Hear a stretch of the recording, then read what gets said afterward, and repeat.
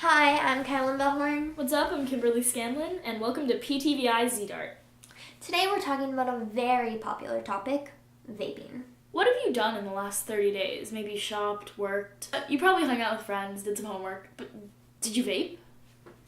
Well, apparently, according to Partnership for Drug-Free Kids, 3 million high school students did.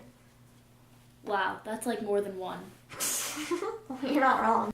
This issue is so widespread among teenagers that companies such as Juul have started funding programs to stop teenage use of the product. You know it's bad when a program is funded. And many schools now have to train teachers to spot e-cigarettes. We talked to one of our school counselors about the problem. We're here with Miss Carlson, 9th grade school counselor and ESE specialist. She's here to talk to us about the vaping epidemic taking place in high school. Would you consider vaping a problem at Pompano Beach High School? I would consider it a problem. As the 9th grade counselor, I deal with students who are transitioning from middle to high school, and it has been a problem. We have had to address it with both parent-teacher conferences as well as our administrative staff and security. We've been aware that it is going on, monitoring more closely students who are leaving classrooms to go to the restroom, just being aware of conversations that may be overheard in the hallway or other areas that are not considered a classroom environment where students may be discussing what their activities are both on and off of campus. We can't do anything legally for students that engage in activities off of campus. However, if the discussions are occurring on campus or social media is brought into it, we are made aware. Parents sometimes contact us, students sometimes contact us, and so we continue to be vigilant in making sure that students are aware that those behaviors can be dangerous to themselves and to others, as well as the fact that it is illegal for them to do so, and that the consequences will occur for them. And do you have any words for those students who feel pressured to come into high school and vape? They need to talk to somebody. We have an excellent mentoring program here at Pompano. The students have been told since day one, including our freshman invasion, that we are here to help them, that the kids have an opportunity, see something, say something. I am available. Our 9th grade administrator is available. All 8 of their classroom teachers are available, as well as the mentors that are within their personalization period. They definitely have somebody that they can talk to. They just need to find that right person. Thank you so much for your time. No problem, girls. And these trainings may just be paying off. At our school, many students have been caught with Juuls and reprimanded for it. Hopefully teachers across the country can learn how to spot e-cigarettes and help stop this trend in high school before it affects students later in life. It's not just teachers who are uninformed. Really? A lot of students don't even know how risky it is, especially from a medical perspective. We're here with Dr. Synchronrat to talk about the medical effects of vaping on teenage brains. Hello. So, medically, do we consider vaping a safe alternative to smoking? Well, that was why vaping started, because it was considered safe, but we are now finding that it is not safe. The vapor alters actually the genes, and that makes a big difference. We have found out that over 300 genes are changed, and it also changes the immune system and the way the prefrontal cortex works, which we know is a big problem. The interesting part is that vapes with nicotine affect less genes than vapes without nicotine. Without nicotine, 830 genes will be altered. Wow, so does this mean that vaping without nicotine could actually be more dangerous than vaping with? Absolutely. Does it matter if you start vaping younger or older? Does it affect your body? Is it any worse or better for you?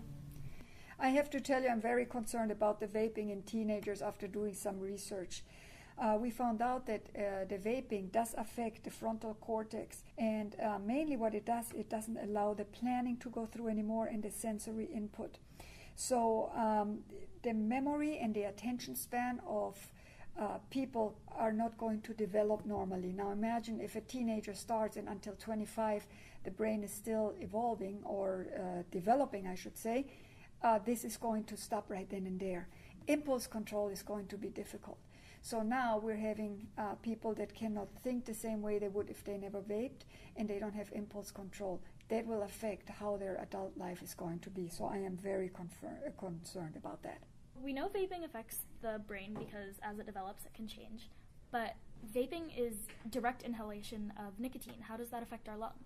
Well, it's not only nicotine, because nicotine doesn't seem to be right now the big problem, and that's what is being advertised. But there is still formaldehyde in there, which is carcinogenic whether you use cigarettes or you use vaping.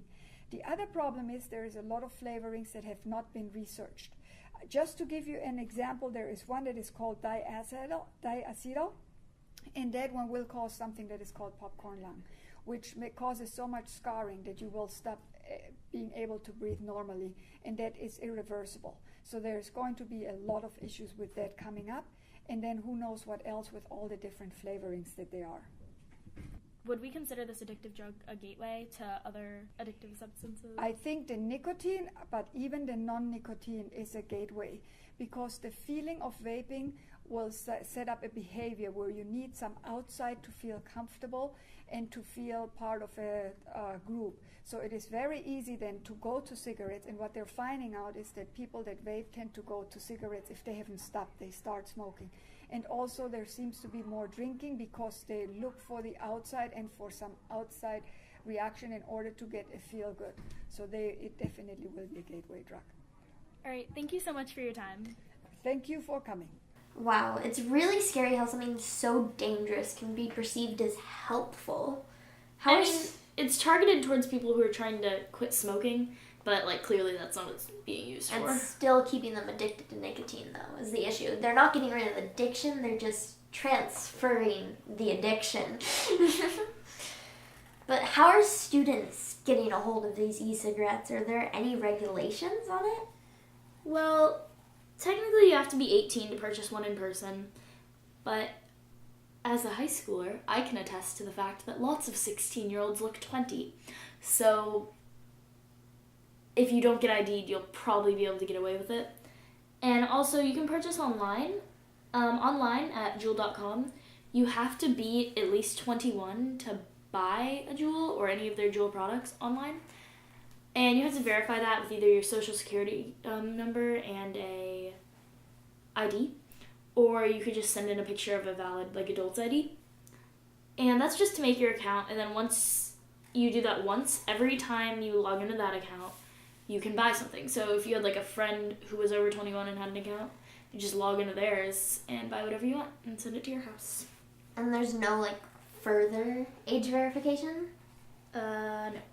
Oh. We recently talked to a student from our school who admitted to using the product, and they'd obviously like to remain anonymous. They said that a lot of the appeal comes from the fruity flavors like mango, cucumber, and fruit medley. But because of a recent FDA crackdown on Juul and other e-cigarette companies, Juul has temporarily stopped selling these flavors. Well, not really. They stopped selling them at gas stations, which I guess are easier and less reliable as far as age check goes. But you can still get them at vaping stores, and you can also refill pods. You don't have to use a pre-filled one. If you wanted mango vape juice really badly, you could just buy a bottle of mango vape juice and fill the pod with it. This reminds me a lot of the Truth campaign, where cigarette companies cracked down on their regulations because teens were getting cigarettes. Even though they put in those regulations, teens still found a way to get cigarettes. This is the same thing with the e-cigarettes. Teens are smarter than a lot of people think. You know what they say?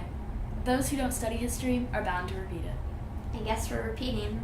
I'm Kimberly Scanlan. And I'm Khylin Bellhorn. This has been PTVI Z-Dart. Deuces!